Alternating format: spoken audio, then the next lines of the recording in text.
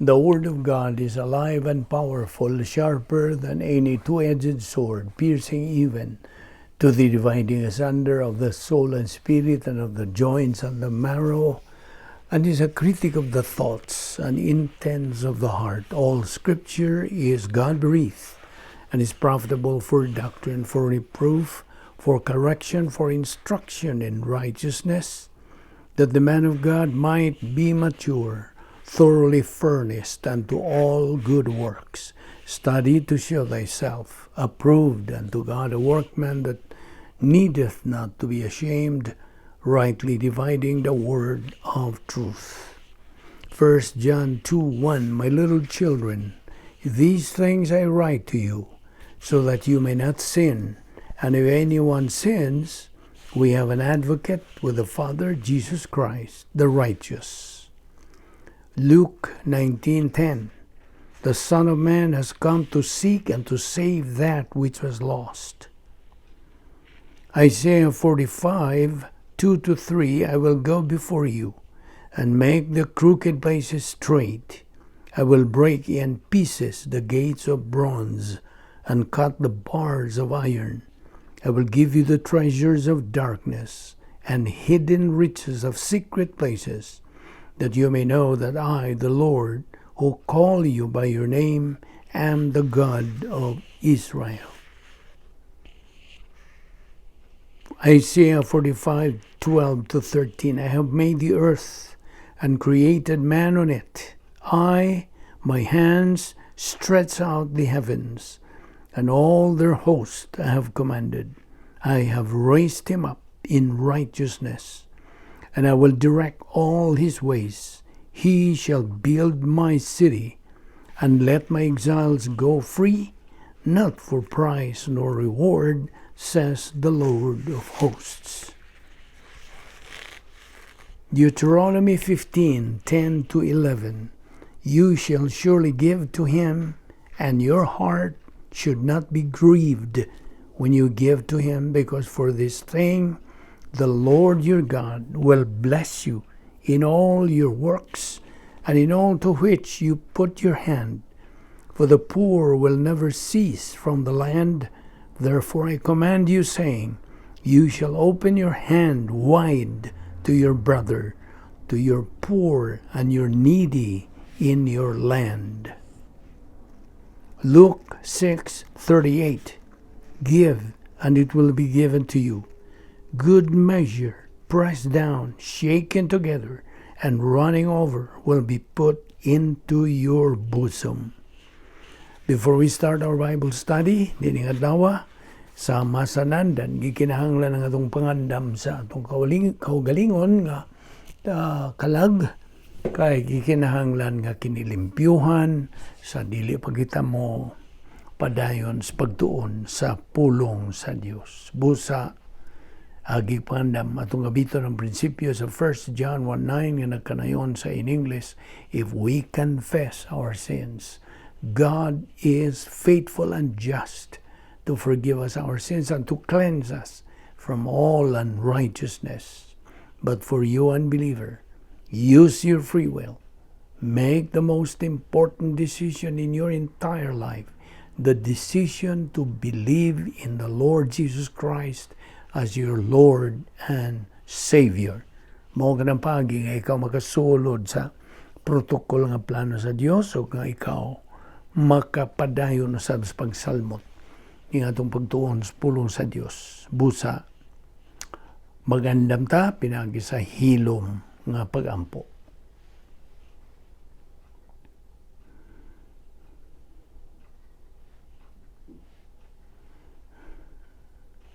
Balaan na mga Diyos, nagapasalamat kami kanimo. Hininglayan na sa mga adlaw. Ngayon mong ipadangat ka na mo. Salamat nga buhi pa kami ni nga mong lawas, askil pa karon nga mong panlihok, o gana pa kami kalantip sa among panghuna-huna, kini gumikan lamang sa imong gugma, imong kaluoy, imong kortesiya, o imong grasya. Salamat. Bisan dili kami takos. Uban ni kami karon sa among pagpadayon sa pagtuon sa imong balaang pulong, pinaagi sa paghatag kanamo niya ng necessary concentration and focus to the things you're going to teach us nining adlaw. Salamat niya mo Bible study pinagi sa YouTube sa Vic Balbido Evangelistic Ministry. Kining tanan among gipasalamatan sa ngalan ni Ginoong Hesukristo. Amen. Well, may adlaw, sa tanan na itong mga subscribers, mga higala, mga silingan, atong mga igsuon diyan ni Kristo, our fellow believers, welcome everyone. O may nito na nga mong pag-abi-abi kaninyo, labi na kaninyong mga bago pa, ang amo lang tambag kaninyong mga bago, just maintain that humility niya kanimo. Pagpabilin gayon nga mapaumsanon pinagi sa paggamit sa imong kabubuton nga magpositibo ka, musanong ka sa iyang kamatuoran. Okay? So, alright. Niya pa kita magadupot sa atong tunanan nga giuluhag, do you want to live the Christian super grace life? Nindot kayo kining pagtulunan nga ato nang na po ang mga daghang mga pagtulunan bahin ini nga mga prinsipyo nga nagpaluyo ini nga sarang natong magamit ingon nga mga anak sa Dios. Okay? Magpadayon ta karon kay daghan pa kitang paghisgutan. Okay, I will just touch on one doctrine which is the faithless life. Unsa man kini ako ning gihumbad sa Bisaya nga kinabuhi kini nga may pagtuo, okay, with faith, o kini nagadala og pahulay. Okay, so mo ni akong paghubad nini, kinabuhi kini nga may pagtuo nga nagdala og pahulay. Kay ngano mo makapahulay man ta? Okay, ani ay agenda niining faithless life. Kini bahin kini sa atong gitunan nga the Christian super grace life. Okay?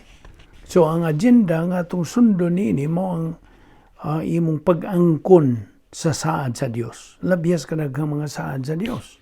Diyan sa iyang pulong. Labihan ka rin. Ayaw ka hadlok. Usana sa iyang saad. Unya, trust in the Lord with all your heart and lean not on your own understanding. In all thy ways acknowledge Him and He shall direct your paths. Mao na mga ihimplo sa mga saad sa Dios nga kining saara garantisado nga iyang tumanon. Okay?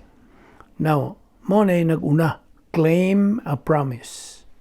So, kung naa kay mga suliran ba, mga gumunha, po sa mga pagsuway sa kinabuhi, then claim a promise. Unsa man tong nga saad sa Dios ha? Imo lang ang hulbuton gikan sa imong kardiya. Ang kardiya is the heart kana sa in English nga na diha sa imong kalag. Okay? So imong hulbuton kana ug imo kanang angkunon. You claim a promise. Okay? Ang ikaduha nga lakang o agenda mao ang imo ng pag-reverse concentrate. Ang but pasabot ni reverse concentrate, you recall kay imong hinumduman kadtong mga nasilsil na nimong mga pulong sa Dios nga naa diha sa imong kalag. Okay? Diha na nagatuyok-tuyok na diha sa imong panimuot. It's already circulating in the stream of your consciousness. So ana ka na mabasa nimo sa Isaiah 46, 9 to 10. Kining reverse concentrate. Kaya kini kung reverse concentrate, reverse, balik ba? Okay? Imo bang hinumduman? So, there must be, mo ni mga butang nga nalambigit ni reverse concentration. There must be right thinking, right motivation, right decisions, right action, even under the worst possible conditions. See? Nagyo tukma gyud mga kalihukan nimo, tukma gyud nga mga desisyon, tukma usab nga pagdasig kanimo o tukma nga panghuna-huna. Mo na ang the things that involve this reverse concentration. And then the third, agendum. Okay?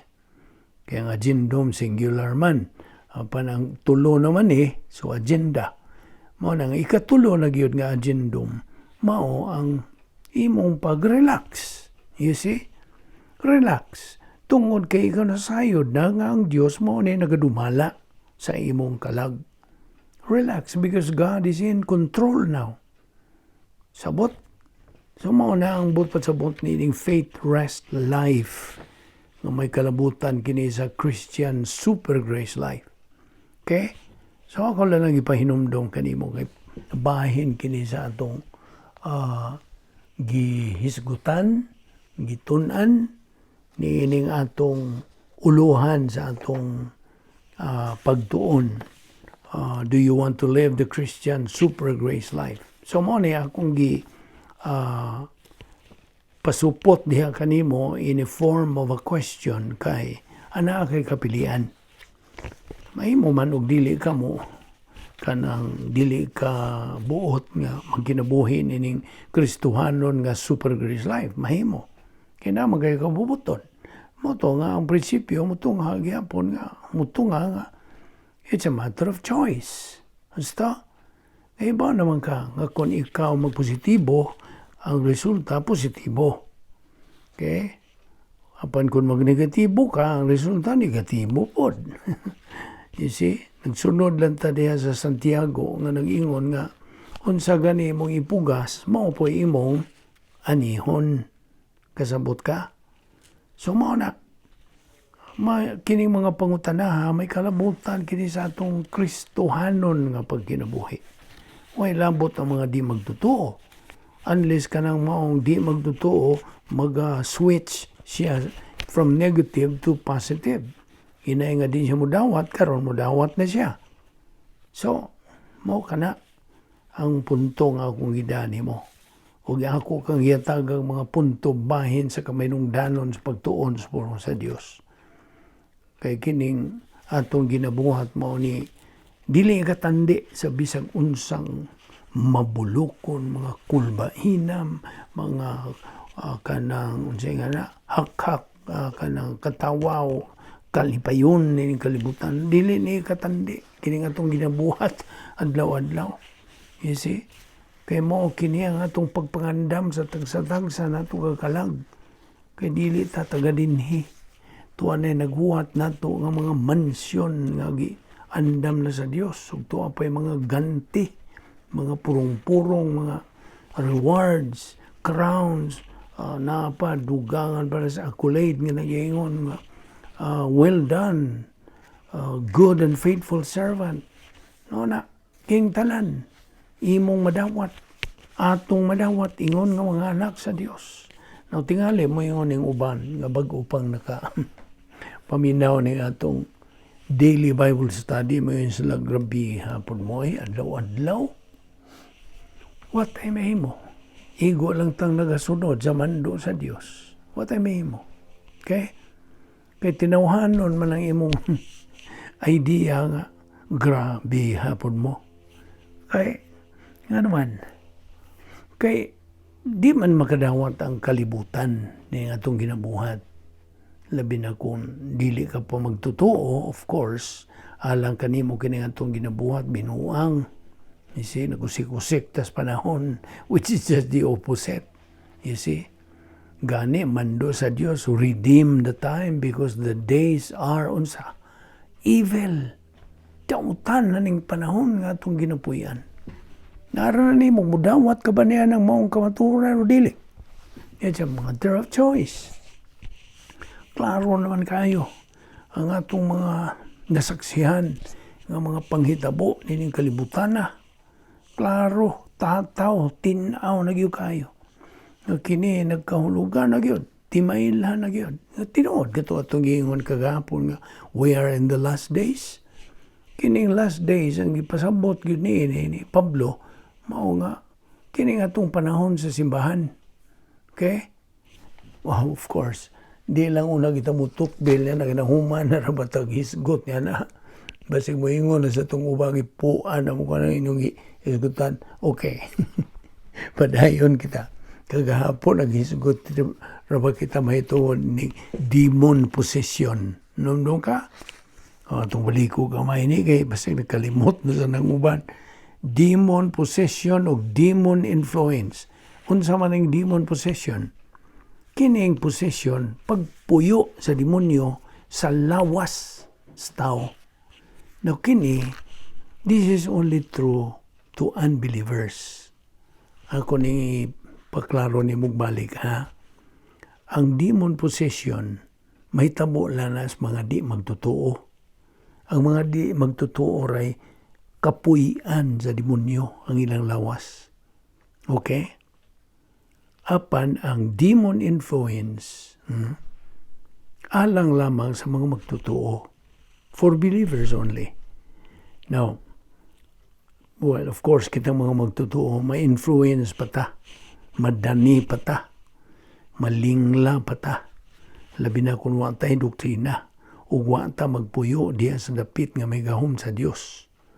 The greater possibility of being demon influence when a believer persists ang iyang pagkakarnal and reversionistic sa iyang Kristohanong kinabuhi. Kung magpadayon siya sa pagkakarnal o pagka-reversionista sa iyang Kristohanong kinabuhi, then na ay greater possibility of being demon influence.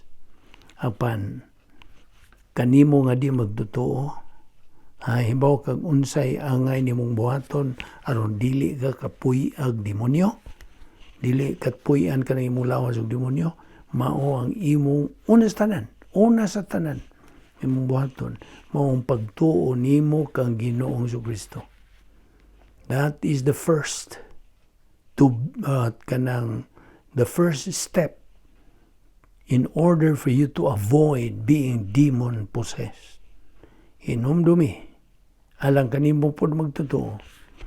To avoid demon influence, do not forget to reside sa sulod sa operational divine danas fear as always. Aron ka makatubo diya sa grasya kay balo kang Ginoong Jesucristo. And then maintain that humility sulod diha sa operational divine danas fear, and you are able to utilize God's 10 problem-solving devices. And then always use your right senses diha sa imong Kristohanong pagkinabuhi. Now, hinumdum ka pa ba niya itong doktrina sa double punishment? The doctrine of double punishment, kaya na suod ra ba niini mong doktrina ha, the doctrine of volitional responsibility, unsa man is Visayan, pagtulunan kini bahin sa balaod sa tulubagon sa kabuton. That is the doctrine of volitional responsibility. O gawas pa niya na nalambigit kining doktrina sa punitive suffering, meaning double punishment.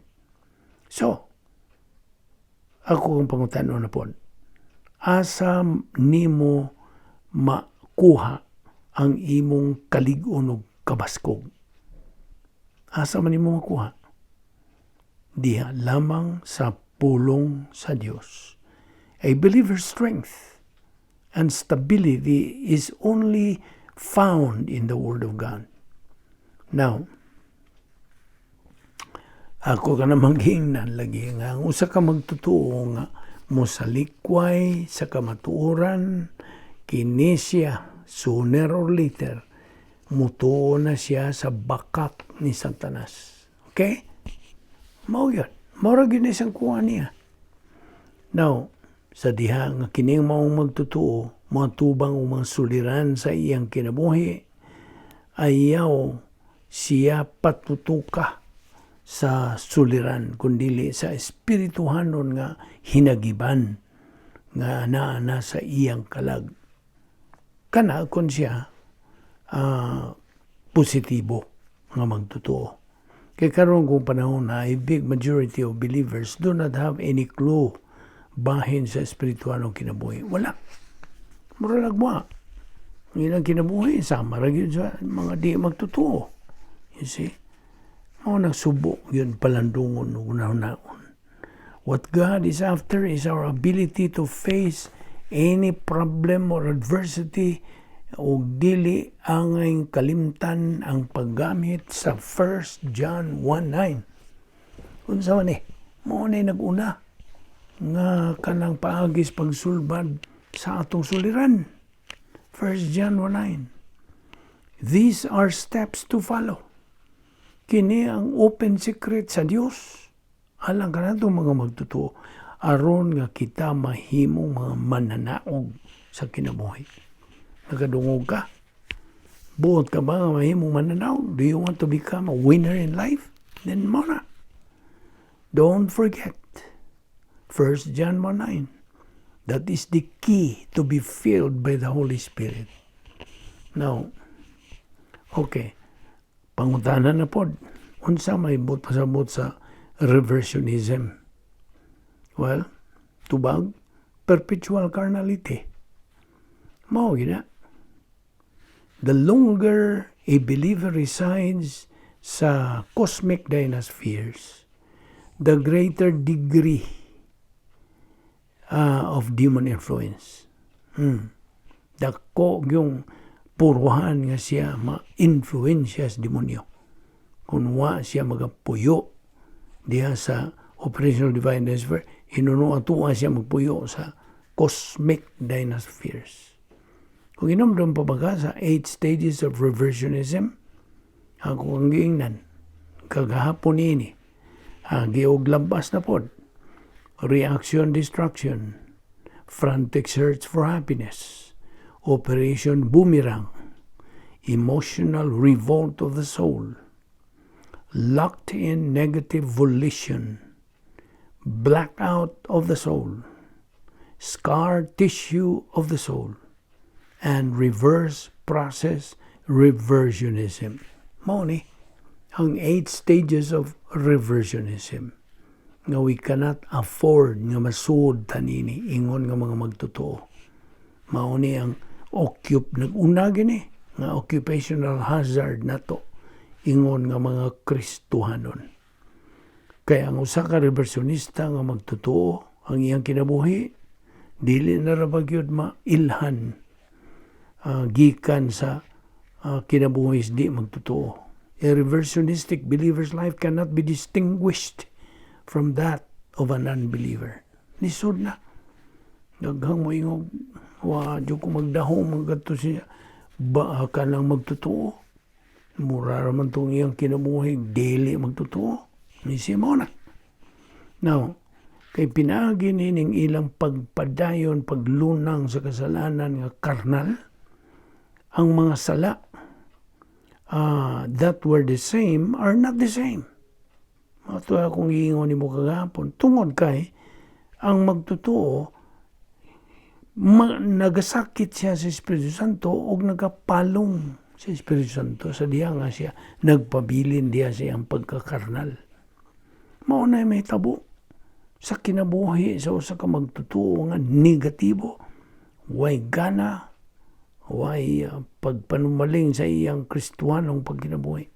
That is what happens in the believer's life. Can you afford to be in that state, in that status? Amo to akong giingon ni mo kagahapon nga si Pablo mismo nagaingon nga we are in the last days.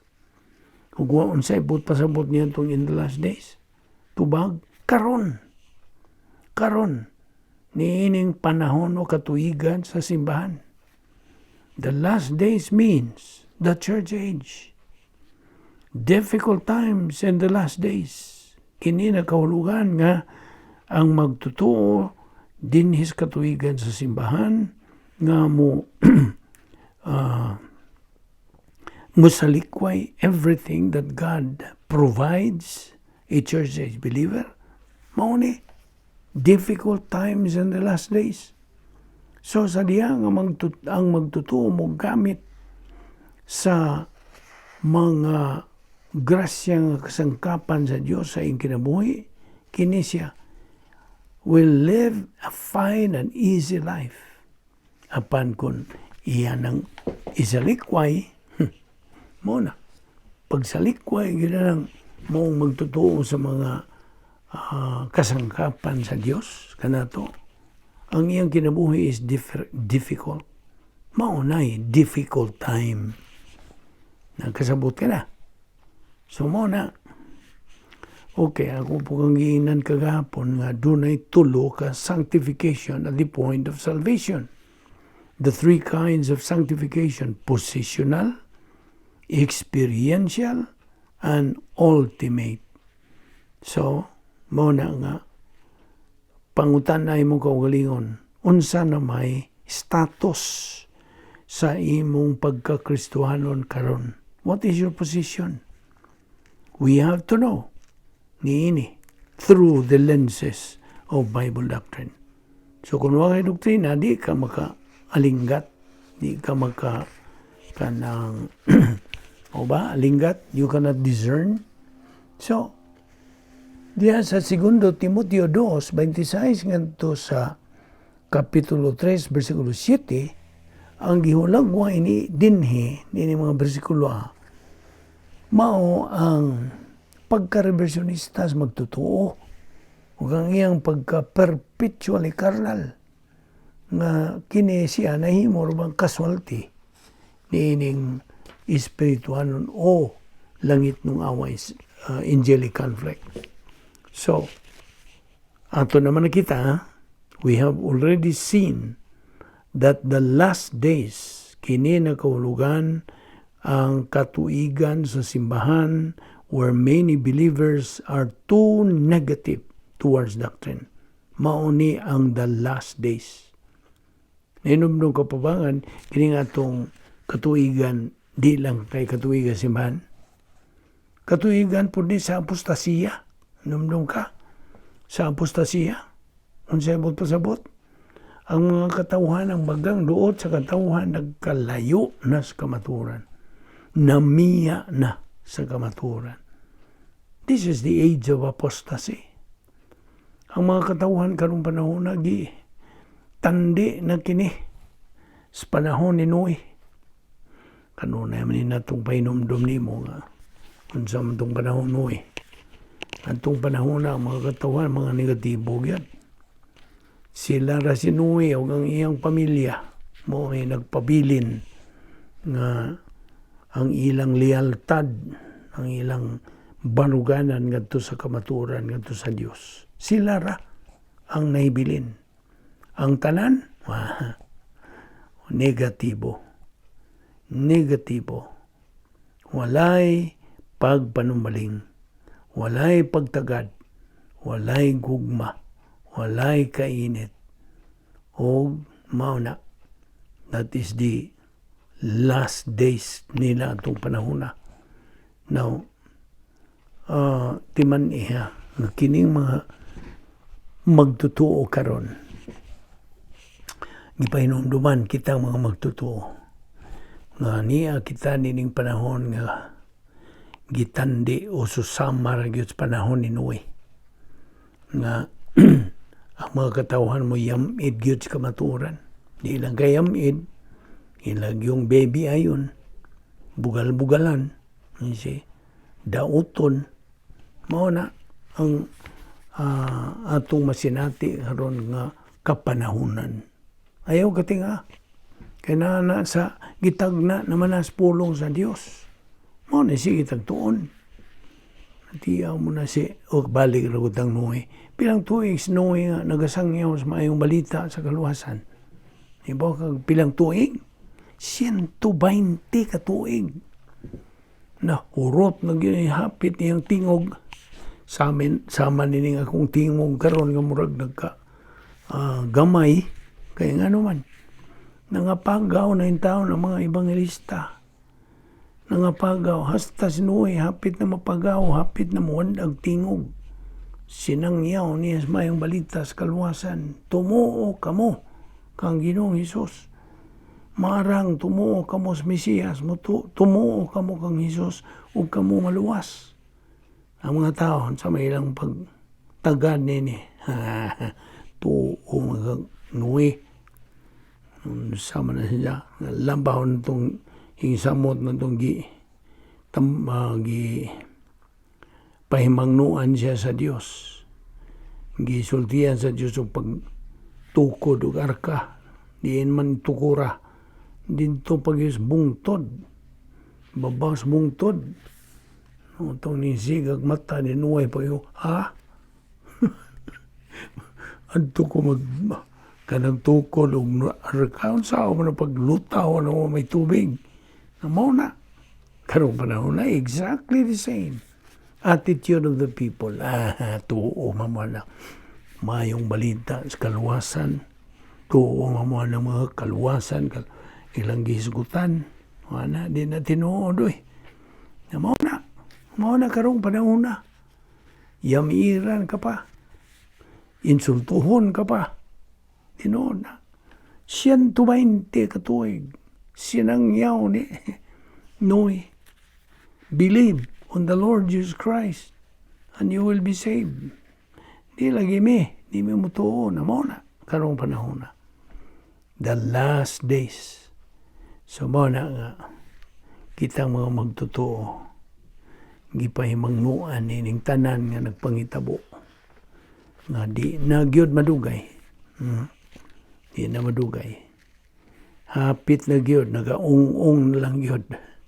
Kita nagapaabot sa sunod nga unsa prophetic kanang event sa Dios nga mao ang unsa be?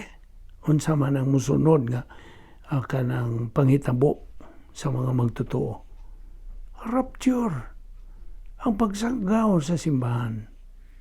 Mao ni the next number of God's prophetic program nga ginaminam kitang mga magtotoo nga moabot na kana nga sakgaw na kita ingon nga simbahan. Og daghang mga Kristiyano way alam magnini kay negatibo lagi. Wa gyud. Murag muingon pa yung binuang man ang mga inyong ipanghisgutan. You see? Dili na dita kat matingha ang reaksyon sa mga kadaghanan karon negatibo. Yamiran ka pa. Just expect that. That's in the Word of God. So kitang mga magtotoo, gikinahanglan ang atong pagpadayon, pagkamainiton, malahutayon, masigihon, makanunayon, regular, consistent and persistent nga pagtuon sa balang pulong sa Dios nga naana diha ang atong kalig-on, kabaskog, stability. Kaya kining tanan sa Dios. Igo lang tang ni sanong midawat nini ini positive way. Sumo na nga kita nga mga magtotoo. We cannot live the spiritual life pinaagi sa tawhanon nga paagi of executing it. Dili. Believers can live the spiritual life only pinagi sa spirituhanon nga paagi of executing it. Kung ang pag-execute niya na adto lamang nimo mabuhat dito sa sulod sa operational divine dynasphere. Niya sa itong una ka na. Because it is a mental attitude. Kung malikon, the Christian way of life is a mental attitude life. So mas gisulti sa akong higalang pastor, it is a thinking life. Yes. Kung wala kayo pagunahuna sa positibo, pagunahuna sa pulong sa Diyos, pagunahuna sa kamaturan, then wala. Zero balance ka.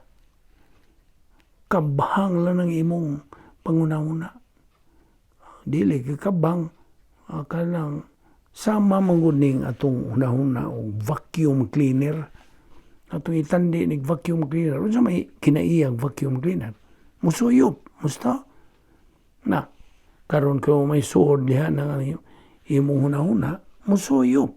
Like a vacuum cleaner, musuyop nag mga mini nga mga doktrina, mini nga mga pagtulunan, may suyupon niya na. Mao na diha ang looy sa magtotoo. Mao bitaw gitambagan kita sa pulong sa Dios that we have to live kanang either we live and learn or learn and live. Na. Yung kadaghanan karon bisan pa mga magtutuo kay tuwa man sila mo pili sa live and learn. Kinabuhi sa Allah. Pag kinabuhi niya, unya na nakatuni. Apan ang matuod, yun ang tinuod, nga tambag o pahimangno o kamaturan sa Diyos mo nga learn and live. Na, tuniyo na. O na kamo kinabuhi niya na. Kaya kung kadto'y pilion ni mo itong live and learn, then makaluluoy ka. Apan, again, it is a matter of choice. Naraman siya mo pagpili. So, ako malikon sa pagpangutanan ni mo, what is your position as a Christian right now? Unsa man? Unsa may kahimtang, unsa may status sa imong espirituhanong kinabuhi? Nagpadayon ka ba sa tugon, pahimangno, pasidaan, kabubuton, plano, tuyo sa Diyos? O wala ni mo pa nung malinga?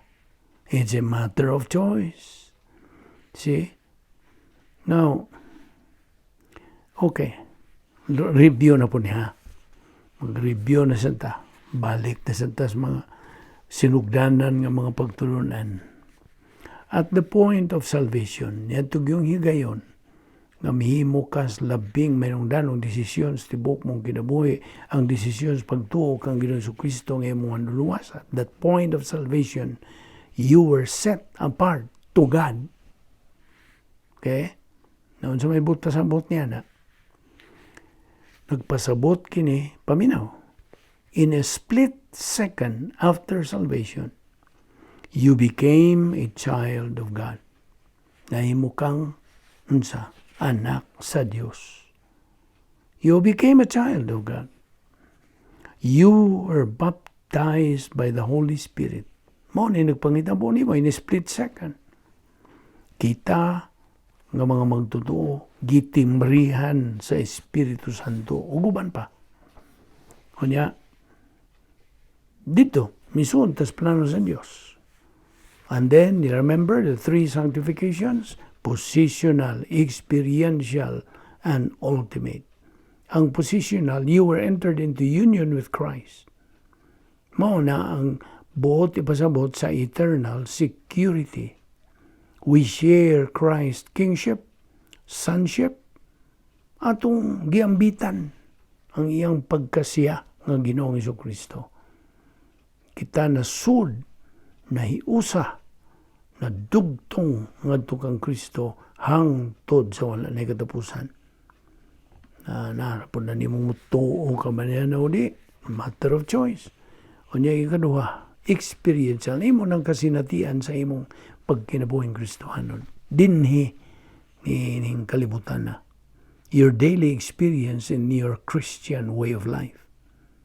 O niya, mahuman na imong kinabuhi, dinhi ning kinabuhi When your life is over, then God says, come to my kingdom. Muna. Ultimate na ka na. No more old sin nature, no more sin in heaven. Wala na. Wala na yung mga surambaw sa itong espirituhan ng kinabuhi. Wala na. And so that is the ultimate sanctification. So we have three positions sa diha nga kita naluwas. Dito sa positional sanctification, we were supposed to be sinless. Wa tay sala nga naman. Tungod kay, paminaw, ang tubag, tungod kay, we were born again inside the operational divine sphere. Ang Espiritu Santo, mitimbre ka na to permanently. They were all automatic. Now, pipilang ka mga segundo, human kini may tabo, we immediately face the experiential sanctification. Nahimo naman tang believers in time. So, unsa man, what is at stake after salvation, be? Mangutana ko ni, what is at stake? Unsa may sunod nga isyu, human ka maluwas. Volition gamiton. Volition is now at stake after salvation. Kanay mo volition magsige na naglihok. Upadayon ka ba sa imong Kristiyano kinabuhi o dili? Isip, kanunay ng pangutanan nimo. Now, kay bisan tuod nga kita luwas na pamantay kinaiyang magasasala, nga mo'y magatukmod na to, mga surambaw ka na to. Ala, buhat to sa, sige, pagkasahan na, muna. Ang 1 John 1:9 dayon mo barog. Aron dili kita mahugyos at tinunto ni Satanas. Dili ta mabiktima niya. So, 1 John 1:9, ayaw kalimot niya na. If we confess our sins, God is faithful and just to forgive us our sins and to cleanse us from all unrighteousness. Kaya naman ko mga magtotoo who commit sins, of course. Kaya naman tas kinaya magkasasala lagi gihapon. Apan dili ka na mo'y excuse. Kaya na ay gisangkap ang Diyos nga kagamitan. Aron kita may balik sa atong pakigamitay. 1 John 5:16. Nagsulti na nga naay mga magtotoo who commit sins. Now, in the positional sanctification and ultimate sanctification, ang magtotoo dili na makasala. Sinless. Positional o ultimate sanctification. The believer do not sin. In other words, sinless. Only in the experiential sanctification that believers commit sins. Anarag yun. Kining atong pagkabutang karon second phase of God's plan. Experiential sanctification. Kini ang panahon nga ang mga magtotoo commit sins. That is why God's grace provides believers 1 John 1:9 rebound technique. Ayaw gyud kalimot nining rebound. Dili ra ba pud nimo lisensya sa pagpakasala. It is a license to serve. Di man nina. Okay? It is a license to serve, not to sin. Kinamang ubang mga magtutuong pilosopo, sige lang, kung magpagkasa ko, nabi tayo 1 John 1:9. No. It is not a license to sin. It is a license to serve. Noon sa ako man pag-serve, kung na kay mga sala, diya nga wani mo i-rebound. See? So God always reminds na itong mga magtutuo to reside at to pagpuyo dito sa sulod sa atong dapit nga may gahom sa Dios, which is the normal life of every believer. Normal ba na? So, kung tuwa ka sa CD, tungod sa imong pagpagkasala, then nagkinabuhi ka abnormal nga kinabuhi. Sabot? Now, inumduman yun na to nga ang Kristohanon nga pagkinabuhi is a life full of challenges. Puno gining mga hagit, paghagit. But it is a thrilling, exciting, kanang kulbahinam. Okay? Hinam-hinam, usa ka magtutuo sa di pa siya magtuon sa pulong sa Diyos nga unsa nakapoy among pagatunan. You see? Kung positibo ka, apan kung negatibo ka, you don't experience that. You see? So, atong hinumduman nga ang Kristohanong pagis pag kinabuhi, kini nga puno, hupong kinis mga paghagit, apan kulbahinam, nga matang sa pagkinabuhi. Nga naman, tungod kay, iya kini sa Dios nga hingpit nga paagis pagkinabuhi, which is a supernatural and unique life. Mao nang gipungutan na taka, do you want to live the Christian super grace life? Kaya super grace man yun eh. And apart from that kind of life, there is unhappiness, misery, disorientation, confusion in life. Sabot? So, gawas niya na Ning matang sa pagkinabuhi. Way kalipay, nagkagubot ang kinabuhi, miserable, makaluluoy, wala na magkalimao. You see? Unsa na gitawag nila? Nagkaguliyang. You see? Nagkakabuang, nagkaguliyang, misery, disorientation, karaw-karaw. Muna yung sinultihan sa ingnon lang na itong street language. Nagkakaraw-karaw na lang yun ang iyang kinabuhi. Di ba? No, kini nga itong paghisgot nini. This is no holds barred. Kini nga itong pagtuki bahin nini. Tinood ni. It's dogmatic. Kaiyahan ni sa Diyos. Watay mahimo. So every time believers are out of line, ang buong pasabot, na karnal sila o na reversionista, unsa man sila sa Dios, disiplinahon. You see, whom God loveth, He chasteneth. Naman na siyang pulong. Kigihog mamanta niya. Di man siya makakakong tanaw nga. Natuwa na ni tipas na. Na reversionista, na karnal. Now, muta natin ngano mang disiplinahon maning mga magtotoo. Why are believers being punished? Tubag, believers, paminaw, believers are punished for disobeying and dishonoring the Lord. Pinagi silang pagkasala. Dili ang sala mismo. Dili ang sala mismo nga sila gidisiplina. Gidisiplina sila tungod sa ilang pagsupak, pagsupil, way pagtahod sa Dios. Pinagi silang pagbuhat o sala. Dili lagi ang sala mo kanang to be punished. Now let us clarify this again. You are disciplined because you have sinned. You are not disciplined because of your sin. Sabot? Nga naman. Tungod kay all of our personal sins were already judged. Diin. Dito sa cross. Correct?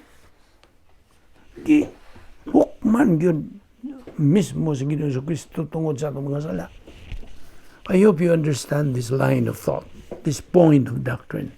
May nungdanon kini pag-ayo eh.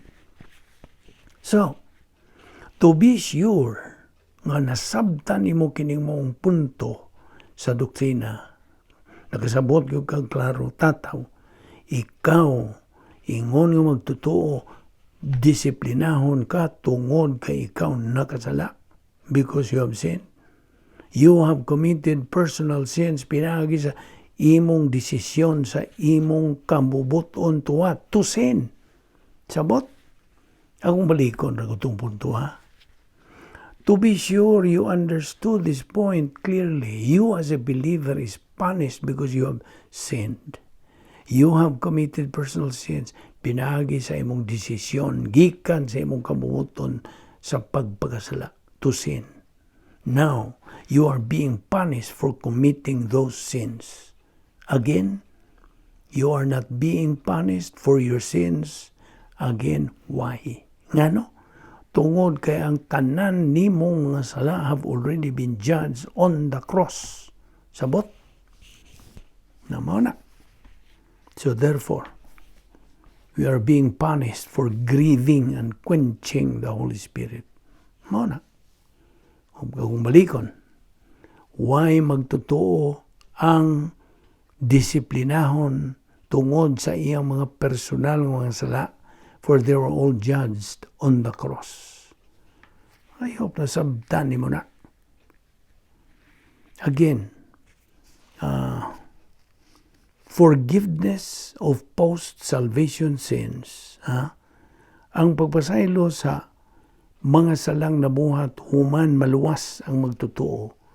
Gibasihan kini, it is based now on acknowledging those sins judged on the cross. But punishment is based on failure to fulfill the principle of experiential sanctification. Okay? I hope na sabtan mo na, imong gisunod yun yung atong mga puntos doktrina. Now let us always remember, that we are already set apart. Ipaglain na kita. We are supposed to be sanctified, na binalaan na kita. Apan nga naman, nga we do not act like, or think like, or live like as sanctified ones. Nga naman. Ibaw ka nga no? If that is what is true to us, or that is our actual condition, then, muabot ang disiplina gikan sa Dios. That is the reason why God's Word reminds us, kitang mga magtulog gipainomduman, not to resent, not to resist, not to feel bad, sa higayon nga disiplinahon to sa Dios. Tungod kay, unsay gipakita sa Dios kung buhaton niya kana is His care, His concern, His love toward us. Sabot? Di magyut pasagdan sa Dios. Yes.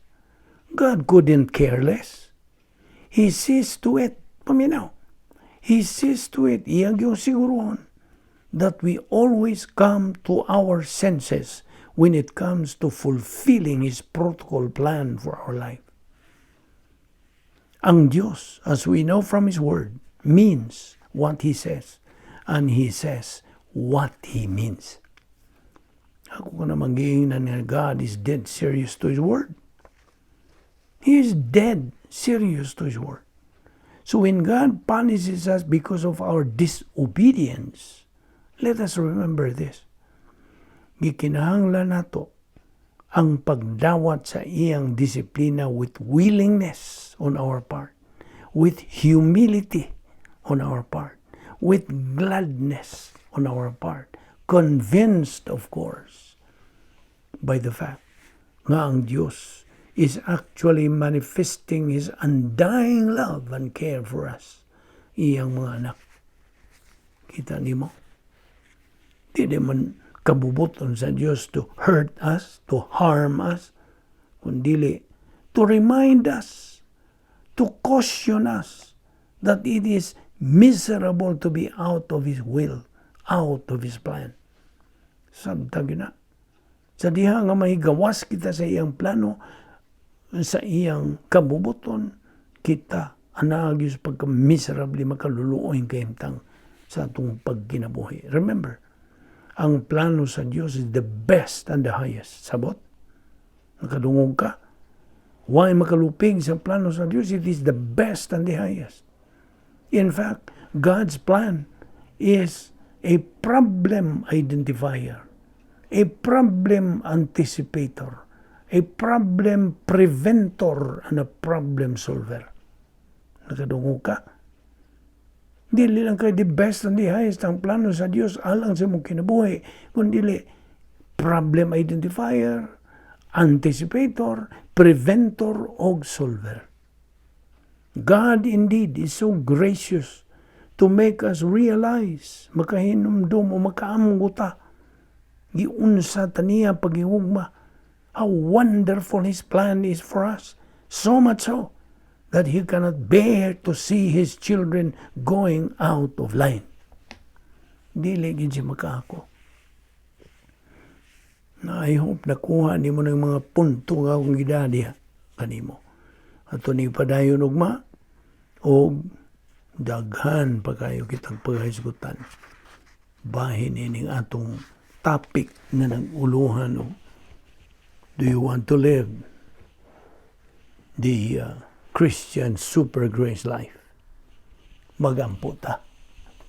Alang kanimo dili magtutuo ako ang pangutanon. Kung ugaling mamatay ka karon, naibaw ka magmahilangit ka o maimpyerno ka hangtod sa kangturan. Higala, ako kang tawgong higala kay dili ka pamanigsuon ako sa pagtuo.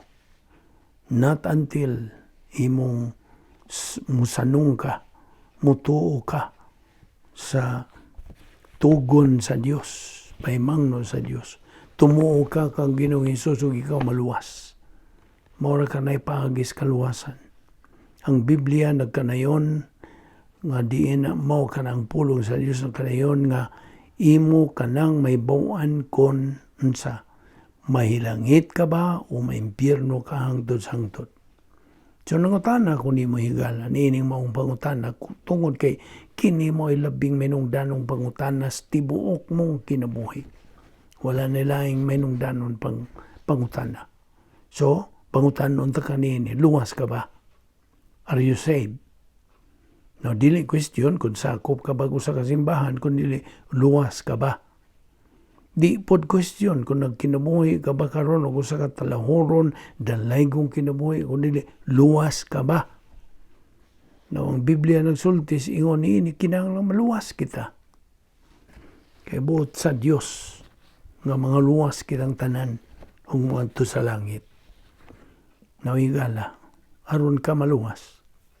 Unas tanan, kinahanglan mo angkon ka nga ikaw sa kamakasasala. You are a sinner. Kitang tanan mga makasasala.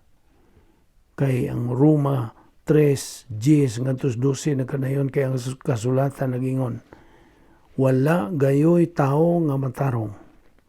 Walay nakasabot o nangita sa Dios. Kaya ang tanan na miya gikan sa Dios ug nahimo silang dautan.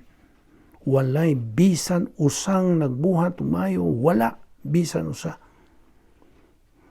Roma 3:23 nagkanayon, nakasala ang tanan ug nahilayo sa himaya sa Dios. So higala, ang imong mga sala mo hinungdan nga nakabsan ka sa himaya sa Dios. Ug mo na hinungdan nga di gyud nimo matuman ang mga kinahanglanon nga iya sa Dios aron ka mahilangit. Ikaduha, kinahanglan nga ikaw makaamgo nga na ay nahigugma nimo. O gani, kanang maong nahigugma nimo, namatay siya alang kanimo. Ug siya mao si Ginoong Hesukristo. Kinsa namatay dito sa usa ka krus sa tuyo, o salang tuyo, sa pagbayad sa imong mga sala, o sa paghatag nimo kagayunan nga ikaw mahilangit. Roma 5:8 nagkanayon, apan gipakita sa Dios kanato ang gidakon sa iyang paghigugma kanato kay sa makasasala pa kita nagpakamatay si Kristo alang kanato. Sa dihang namatay si Jesus dito sa krus, ang iyang kamatayong espiritual mo imibayan sa silot sa atong mga sala. Kolosas 1:14 nga mao'y naglukat kanato og nagpasaylo sa atong mga sala. No, samtang hinihigala. Understand this. Nga wala kay mahimo sa pag-angkon o pagpangayong tabang aron ka mahilangit. Ang tinuod, gibayra na kana ni Jesus sa hingpit sa dihang namatay siya dito sa krus. Hingpit gyud ang iyang pagbayad. Apan suwa pa siya mamatay, siya mingog. Tapos na. Kana matud pa Juan 19:30. Karon, buot niya nga hatagan kag puloy-anan dito sa langit. Ang gasa sa Dios maong kinabuhing walay katapusan nga naa kang Kristo Jesus nga atong Ginoo. Roma 6:23. Higala, kung muluwas si Jesus kanimo, kana dayo na. Wa si Jesus magpabiling patay. Gibanhaw siya gikas lubnganan ug karon buhi siya. Ug tuwa siya karon sa langit ug nagapangaliya siya alang yadtong nagatuo kaniya.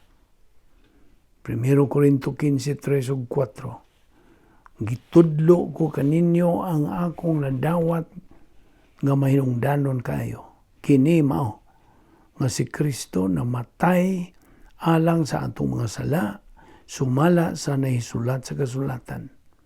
Gilubong siya ug sa ikatulo ka adlaw gibanhaw sumala sa nahisulat sa kasulatan.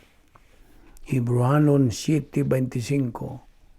Ug busa makahimo siya karon ug sa gihapon sa pagluwas kanila nga moduol sa Dios pinaagi kaniya kay buhi man siya hangtod sa kahangturan aron pagpangaliya sa Dios alang kanila. Higala, pinagis pagtuo, dawata si Hesukristo. tuuhi siya. Si Jesus namatay aron sa paghatag og kinabuhing walay katapusan ngadto ni bisan kinsang mutuo kaniya. Hinoon sa mas bisag unsang gasa kanang gasaha wa gyoy bilhi hangtod nga imo kanang dawaton. Gusto? Ang Juan 1:12 nagingon, apan kadtong midawat ug misalig kaniya gihantagan niya sa katungod nga mahimong mga anak sa Dios. Ang Biblia nagasulti nga ikaw maluwas pinagi sa imong pagtuo. Wa nay bisag unsa pang ikadugang niya na wala na. Episo 2:8-9 na kanayon. Kay pinaagis pagtuo na luwas kamo tungod sa grasya sa Dios. Dili kini inyong buhat, kundi gasa sa Dios. Walay makapasigarbo niini sanglit di man kini bunga lagi sa inyong mga paningkamot. Busa timan di pagayo. Kang bugtong pagtuo nga nakaluwas kanimo kun mutuo ka kang Ginoong Jesucristo, mao ang hingpit nimong pagtuo kang Ginoong Jesucristo. Tumuo ka kang Ginoong Jesucristo ug ikaw maluwas. Mga buhat 16:31. So, sabtahigala nga ang pagtuo lamang kang Ginoong Jesucristo lamang mao ang bugtong paagis kaluwasan ug wala nagyoy lain. Duha ra imong kapilian. Mutuo ka ba kang Kristo ingon nga imong manluluwas ug ikaw maluwas? Or musalikway ka ba kaniya nga manluluwas ug ikaw mahinukman? Pili. Pagpili igala. Apan samtang gisulti sa pulong sa Dios diya sa Juan 3:18. Ang dili mutuo mahinukman ang daan. Tungod kay wa man siya mutuo sa ngalan sa bugtong anak sa Dios.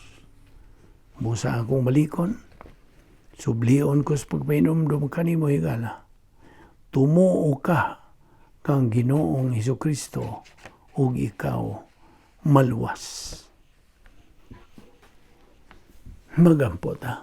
Balaan na mo nga Dios, nagapasalamat kami kanimo ni ining katamis nga higayon sa among pagpakiambitay kanimo sa imong mga pulong. Salamat ning among Bible study pinagi sa YouTube. Panalangin kining mao ministry sa Balbido Evangelistic Ministry. Gamita kini na mighty way ug sumala sa imong kabuoton. Dadang kami pagbalik ugma dinhi aron kami magapadayon sa among spiritual momentum kining tanan among gipasalamatan sa ngalan ni Ginoong Jesucristo. Amen.